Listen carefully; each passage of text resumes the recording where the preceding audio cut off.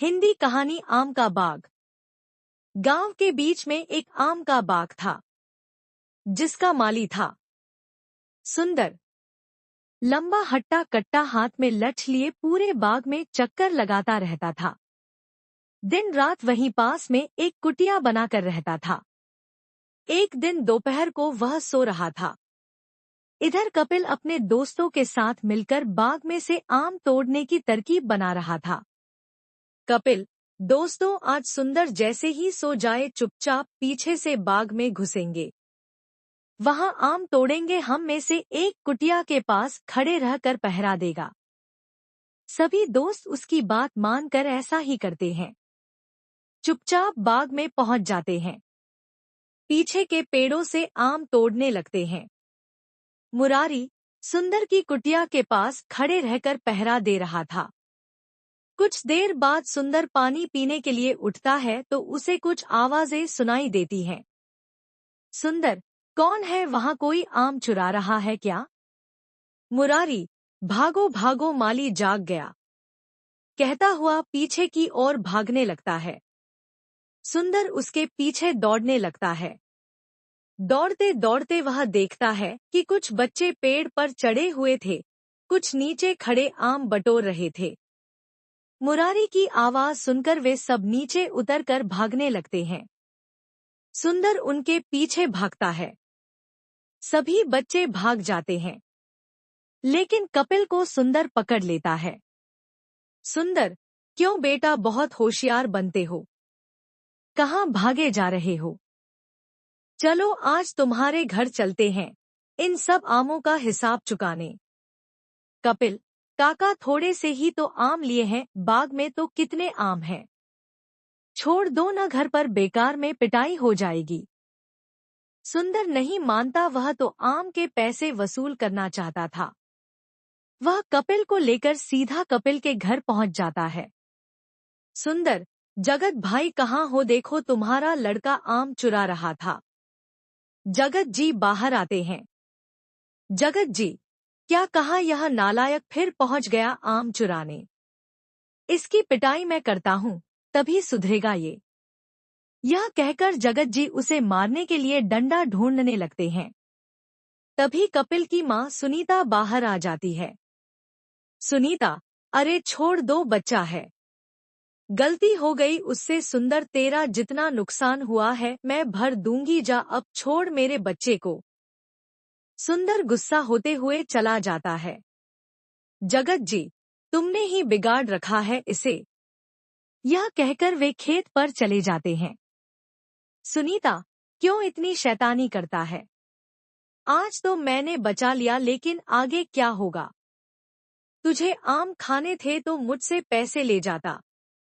कपिल, मुझे माफ कर दो माँ, आगे से तुम्हें कभी शिकायत का मौका नहीं मिलेगा।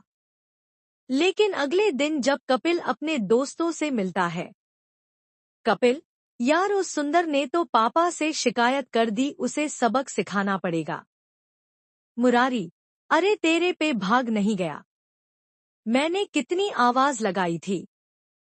कपिल, मैं देख रहा था, कोई रह तो नहीं गया। मेरी छोड़, ये बता उसे सबक कैसे सिखाएं। मुरारी, एक काम करते हैं, रात को सोते समय उसके मुंह में कपड़ा ठूंस देंगे, फिर उसके हाथ पांव चारपाई से बांधकर उसे उठाकर पास वाली नहर में फेंक देंगे। सभी दोस्त उसकी हाँ में हाँ मिलाते हैं। रात को वे सुंदर के सोने का इंतजार करने लगते हैं। उसके सोते ही उसके हाथ पैर बांधकर उसे नहर में फेंक देते हैं और वहां से भाग जाते हैं। सुंदर बहुत हाथ पैर मारता है। किसी तरह वह रस्सी खोलकर चारपाई से अपने आप को छुड़ाता है। सुंदर समझ जाता है कि यह सब कपिल और उसके दोस्तों ने किया है। वह अगले दिन से गायब हो जाता है। तभी एक आदमी गांव की चौपाल पर आता है। आदमी, गांव वालों, एक आदमी नहर में डूबकर मर गया। जिसने भी उसे नहर में फेंका हो अपने आप सामने आ जाए, नहीं तो पुलिस उससे मार मार कर उगलवाएगी। यह सुनकर कपिल और उसके दोस्तों के हाथ पैर फूल जाते हैं। कपिल, अरे ये क्या हो गया, वह तो सच में मर गया। अब तो हम सबको फांसी होगी। सभी दोस्त डरते डरते अपने घर पहुंचते हैं। कपिल अपनी माँ के पास पहुंचकर उसे सब सच बता देता है।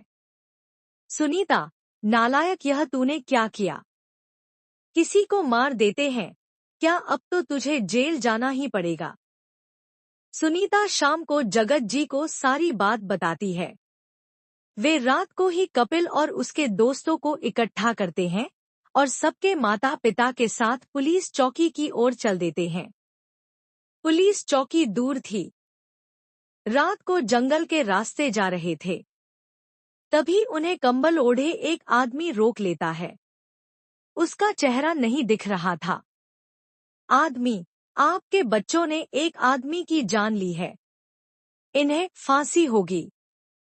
जगत जी, भैया, इसीलिए हम इन्हें पुलिस के पास ले जा रहे हैं, शायद इनकी सजा कम हो पाए। आदमी, मैं इन्हें बचा सकता हूँ, लेकिन फिर ये किसी और को मार देंगे। तभी सभी बच्चे उसके पैरों में पड़ जाते हैं। बच्चे, भैया हमें बचा लो, अब हम कुछ नहीं करेंगे, घर से बाहर भी नहीं निकलेंगे। आदमी, नहीं, तुमने पहले भी वादा किया था जब आम चोरी किए थे। अब तो तुम्हें सजा मिलनी ही चाहिए। बच्चे रोने लगते हैं। उनके माता पिता भी उस आदमी से हाथ जोड़कर प्रार्थना करने लगते हैं। तभी वह अपना कंबल हटाता है। अरे, यह तो सुंदर है, यह तो जिंदा है। सुंदर, हाँ, मैं जिंदा बच गया क्योंकि मेरे अंदर ताकत थी। मैंने बहुत मुश्किल से रस्सी तोड़ी और पानी से बाहर आया।